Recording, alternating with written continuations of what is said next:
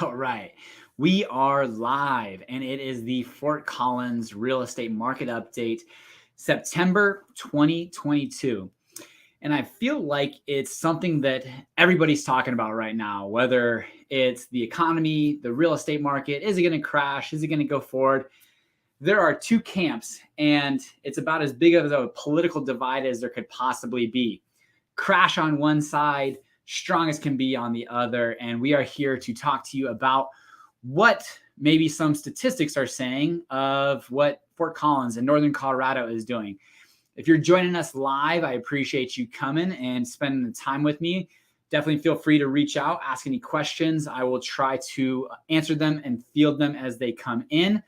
Otherwise, if you're watching this on a replay, thank you for watching.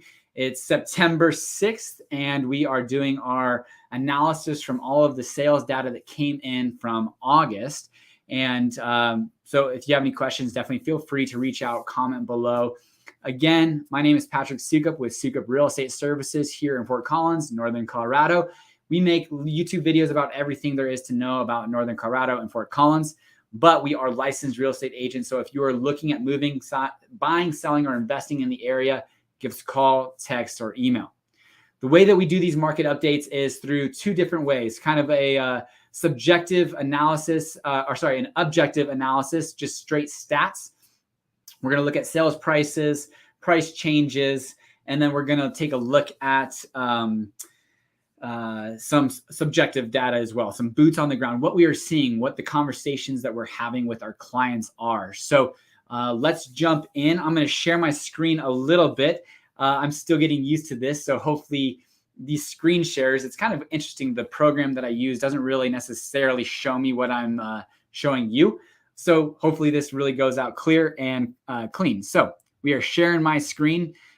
We are, of course, going to start with the median sales price. So what this is a month's data capturing the previous month, and it dropped from $623,550 to $585,000.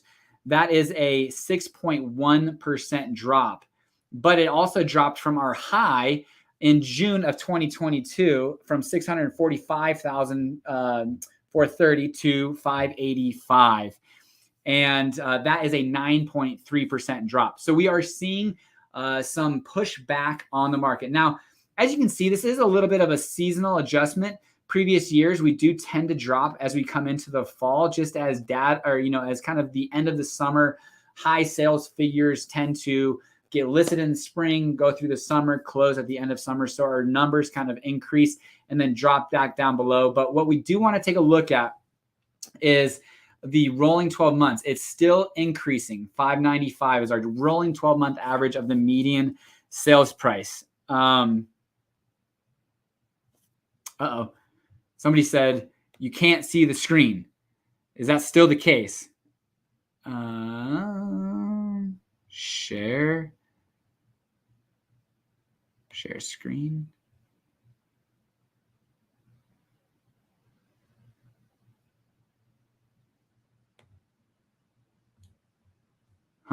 Well,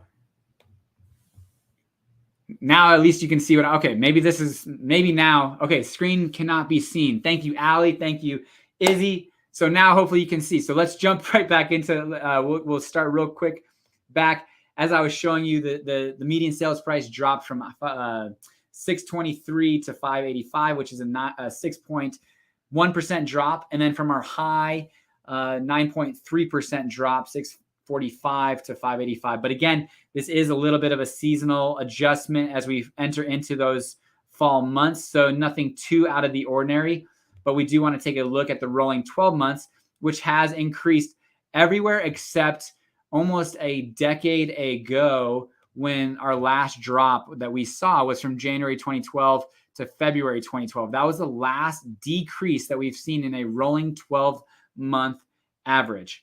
So we are still increasing on that side of things. From there, our month supply.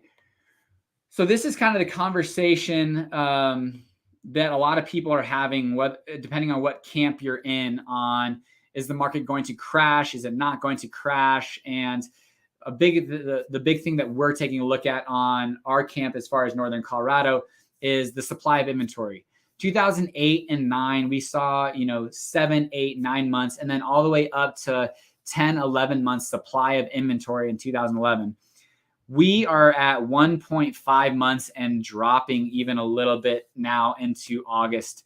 So it's one of those things that, really, our supply has to increase by about 5 times for there to be houses that sit on the market, do dramatic price reductions. But that being said, it could happen. Lots of different things could happen. Investors dropping their properties, second homeowners to saying, hey, we don't need our second house anymore. Empty nesters moving to a smaller home, parlaying all of that equity. Lots of different things could happen. So I'm not ever going to say a crash could not happen, but inventory is definitely something that we take a look at.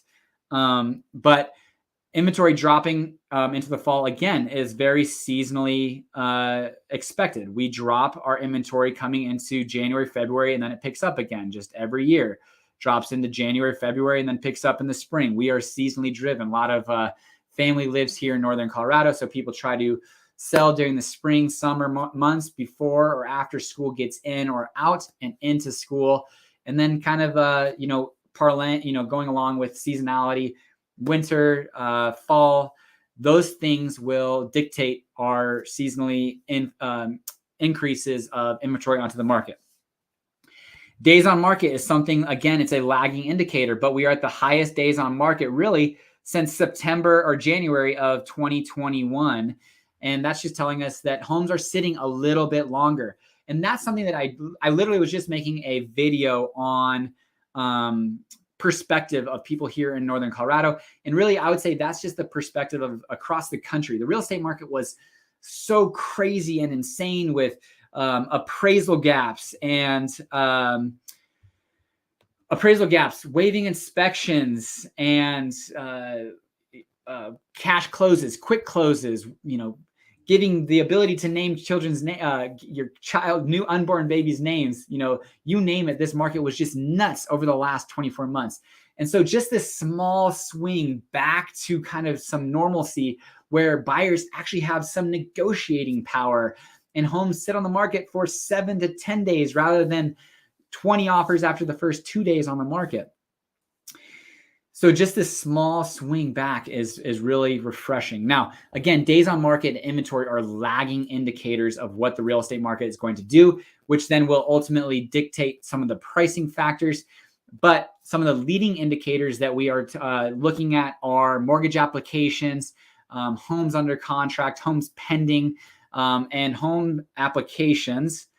New mortgage applications are down 23% from 1 week a year ago. So this is for new purchases. This is the Mortgage Bankers Association. So it just says 23% fewer people are starting their application process to here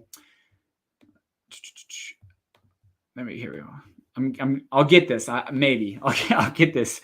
23% of people are fewer people are applying to get home mortgages than this same week a year ago. So the demand of buying homes has absolutely decreased. And we can tell you that that is really a direct correlation between pricing increases and interest rate increases. Today, we were fortunate enough to get some good information on today's interest rates from a new lender in town, Turnkey Lending, which we're excited to kind of bring them into the fold of things here within our team and what some of the strategies and thought process they use. So Turnkey Lending let us know that today 5.75% on a 30-year fixed mortgage is pretty normal and what to be expected. Comparatively to 1 year ago, September 8th, 2021, interest rates were 2.8%. And yes, prices too have increased by double digits from 1 year ago. And so you couple those things, and affordability and pricing really comes into conversation. So that would immediately impact the demand of buyers. And subsequently, we're seeing that also having an impact on people who are potentially wanting to sell. usually, somebody who had a 4.5% interest rate or 5% interest rate, they could sell their house and they could say, hey, yes, we're going to take a hit because we're going to take this equity, parlay it into let's just say a $500,000 house into a $750,000 house, but we're going to take this 5% interest rate that we have or had, and we're going to get another 5% interest rate. So really the only change in affordability is the change that we want because of this increase, this nicer house, bigger house, whatever that might be. But now you take all these people who own homes over the last 24 months and and all the people who refinance from those 5% to 2.5%, 2.8% mortgage rates. And why would I sell my house personally? Upgrade it. Yes, sure, that's great. But I have a 3% mortgage, 30-year fixed rate, and sell my house to go then get a 6% loan. Now, they are just, one of the popular terms these days is buy the house or marry the house, date the mortgage rate. I really hate that, honestly, because who knows what interest rates do? They could continue to rise.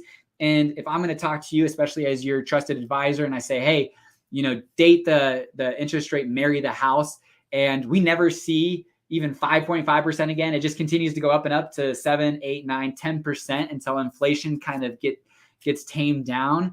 And you look at me and say, you son of a bitch, you told me interest rates were going to decrease, and they haven't.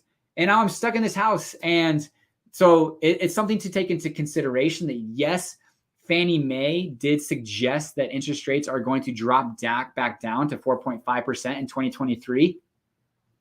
Maybe, but I personally am not going to be betting on that. I am always a goal-oriented individual as far as what are your goals as far as buying versus renting, and do they align with your goals? And if you're going to live in the house for 4, 5, 6, 7 years, then yeah, buying is probably a great option. If you're only going to be in the house for 1 or 2 years, that's a pretty big risk, because right now, yeah, maybe we are on the camp of the market's not going to crash, but what if it does and you're stuck holding a negative equity position and you're bringing a check to the closing table or doing a short sale or dropping those keys off at the bank? That was happening in 2008-9 foreclosure crisis. Now, the question that people are having is, should we rent or should we buy? And should we wait or should we buy now? And that's a great question. And again, I think it's really goal-oriented because right now the price discrepancy, the affordability discrepancy between owning and renting is pretty substantial. I personally believe that rents are going to continue to rise, as we have seen them rise pretty dramatically. For a 2-bedroom, you could expect anywhere between $1,500 to $1,800 for a 2-bedroom rental rate right now. Or if you are above a 2-bedroom, $675 per bedroom, pretty much minimum here in Northern Colorado. But the median sales price of a home, close to about $600,000 with 5.75% interest rate, you could probably expect, with 5% down, your mortgage payment between $3,500 to $4,000 a month. So $3,500 to $4,000 versus $2,200, there's a pretty big discrepancy. So the question that I would have to ask you, and you would have to ask yourself, is what would have to happen for you to get into the buying game? How much of a decrease would have to happen for you to have the ability or desire to buy? So I did this kind of analysis of, different reductions and what it would do at a principal and interest for you. So currently, the median sales price is $585,000, considering putting 5% down at a 5% interest rate. If the market dropped 10%, your P&I payment, not including taxes and insurance, that would be included on top of that, would be $2,677. If the market dropped 20%, median sales price would be $468. Your P&I payment would be $2,386. If the market dropped 30%, the median sales price would be $409,500, and your principal and interest payment at that point would at least equate to what the current rental rates are for a 3-bedroom house here in Fort Collins of around $2,100. Yes, $2,100, right around $2,100. So will the market drop 30% for you to then have the ability or desire to say, the market's dropped, I am buying? And if that's the case, and that's the bet that you want to do, then, I would say go for it. In 2008 and 2009, Fort Collins, even with that inventory level of, 6, 7, 8, 10 months of inventory here in Colorado and nationally, we dropped down 0.5% or 2.5% and 0.9% respectively in 2008 and 9. That's a far, far distance from 30%. My personal opinion is that rents are going to continue to rise because the desirability of Fort Collins, the inability to build, the entitlement process through the city of Fort Collins. It takes 36 months to 48 months for builders to put a shovel in the ground and get rocking and rolling just to get through the entitlement process to be able to build a development that they want to build. So anything that you see is, been in the plans for 36 months. And so all this huge demand still hasn't even got through the pipeline. And so I just don't see the additional housing supply coming onto the market to increase inventory, whether that's through foreclosures, short sales, retirees moving, evictions, second homeowners. 55% of the homes in Fort Collins are owner occupied, and 45% are renter occupied, with very few of those owner occupied being second homes. There are areas like Terry Lake. I just talked with somebody that said that, hey, a lot of these people are second homeowners. I was shocked because I was like, man, you don't hear that very often. A lot of these people that live in Fort Collins are owner occupied. There are some snowbirds, but generally speaking, I don't see a huge reason or issue that just puts tons of inventory onto the market and drops. But again, you never know. But what is that going to take for you to decide whether you're going to rent or buy? Is it that 10% drop, 20%, 30% drop, or is it going to be a 10% drop and your rent gets pumped up by another 15%, because that's what the average increase last year was for rentals, was 15%. So that's a question that you're going to have with yourself. Again, what does it match? Does it match your goals and timelines?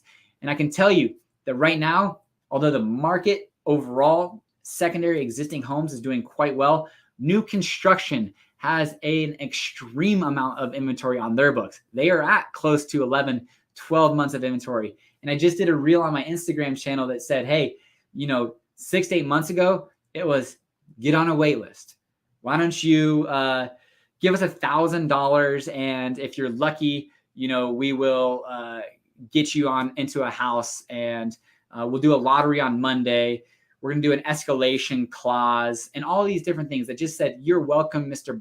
or Mrs. Buyer, for buying a house. Now it's $70,000, buyer agent, 4% co-op fee, quick move-ins, lender incentives, builder incentives, price reductions, seller credits. All of these different things are happening with builders right now. And while I do think we need builders, the help of builders to continue to build homes, it is a refreshing conversation to actually have these builders come out and seek out after our clients. So new construction is definitely an option that we are considering for a lot of our clients right now, with the ability to do add-ons, additions, upgrades for really a lot of free dollars. So that is one place that right now that, yes, those are increasing supply on the market, just not fast enough. So that's really what I had today. Hopefully I didn't have I seen many buyers dropping out of the market. So yeah, definitely please ask some questions. And what I will do is stick around for a little bit. But the first question that just came in is, have you seen many buyers dropping out of the market because interest rates rising? Not necessarily. So Colorado ranks 19th out of 50 in net migration inbound. Now, I actually thought it was going to be higher than that ranking. We had an additional, I think it was 16,000 people moved to the state of Colorado, like 240,000 people moved out, but like 260,000 people moved in. So we do have positive migration numbers, and a lot of people wanting to move here to Colorado. The growth is slowing, but the people that are moving here are still generally coming from, places, very, very affluent places, California, parts of Texas, Northeast, Northwest, and they're bringing a lot of money. And I would say interest rates are a topic of conversation. They are decreasing their purchasing power.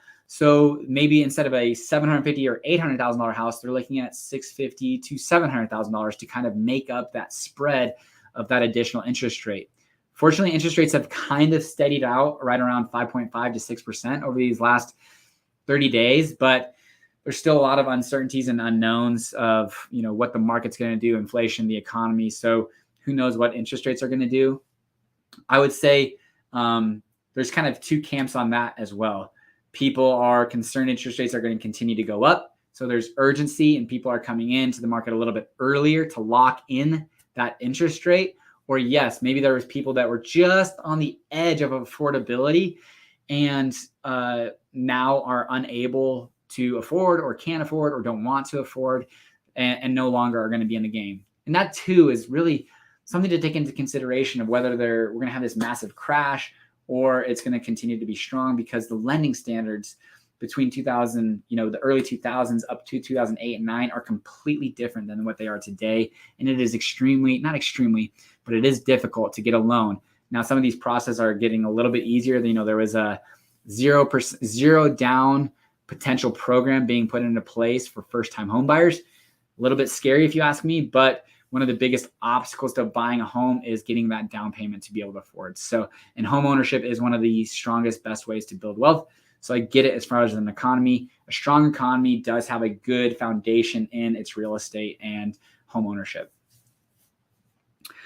For those considering custom builds, have you noticed the prices of raw materials, lumber, cement, etc., are starting to come down? I have not seen the souk up. I have not driven by there. I'm sorry, Tony. You asked me. I have not driven by there, but actually we've got a client that's looking in Berthoud, so I should be down there here soon enough. But I have not. I am sorry. But as far as cost of lumber, cement, etc., starting to come down, I don't have good numbers on that. I see a builder. He's a buddy of mine, and he actually builds houses out in Laramie. And I see him every morning. He's seeing things that are increasing and things that are decreasing. It's all kind of leveling out, but I would say there's pressures from all over the place. He's saying that you're having to order windows right now, literally before you have a contract or spec or anything like that, just to have the ability to have them in play. We have a client that's under contract on a row house, but one of the biggest holdups of the home being finished is windows. And so there are parts of the build that are being held up and increasing, but I don't have good information as far as overall cost of construction. So sorry about that. I just went 0 for 2 on you. I'm sorry, buddy. Pre-gauging. Any other questions that you guys all might have? I'm going to stick around again for just a touch, but I appreciate you guys watching again. We do this on a monthly basis. It's a live update. Let's see here. Are the schools relatively similar throughout Fort Collins, or is there a wide discrepancy in quality? Great question. A buddy of mine moved here from Chicago. He has a startup company. I believe it's called Upgrad. And he has a very good information on schools. And he told me that the Poudre School District in general is extremely strong, extremely well funded. Our property taxes are, a big portion of our property taxes are to go to fund the Poudre R1 School District Fund. And as property values rise, property taxes increase. So those schools continue to get more and more funded. And the quality of schools, I don't know if this is the right thing to say or not, or the PC thing to say, but the quality of schools does follow funding. We have arts programs, music, sports and PE programs. We have facilities to facilitate that. But in general, as far as the quality of schools, if you were to go onto like one of those school rankings, which people are, against it or, for it, but they basically go Fort Collins Fossil Ridge High School, #1 high school. Rocky is just above Fort Collins High School, and then Poudre High School is on the lower tier. But it does have the IB program, the International Baccalaureate program. So high schools, Fossil Ridge kind of stands above them all. And then there's some charter schools, but I personally am going to be sending my kids through public schools. But as far, it's funny, the elementaries, they all look the same. Middle schools look quite a bit different, but all the elementary schools, if you've seen one elementary school, you've seen them all, it seems. They've all got like red cement stone with blue trim, kind of one trim going throughout it. but they're good quality. My daughter actually just started going to Cruz Elementary, which is kind of cool because that's where I went to 4th, 5th, and 6th grade.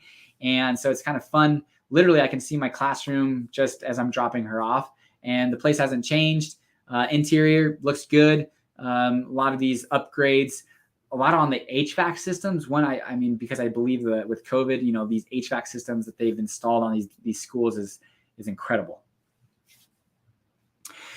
Alrighty, that's all I've got today, guys. I appreciate you watching. And again, if you're watching this on replay, feel free to ask any of those questions below. We do watch it, we do maintain it, and this is a channel that we look forward to bringing value every month. And I appreciate everyone that's subscribed to the channel. If you haven't, definitely feel free. Please give it a subscribe, like the channel. But until next time, guys, take care.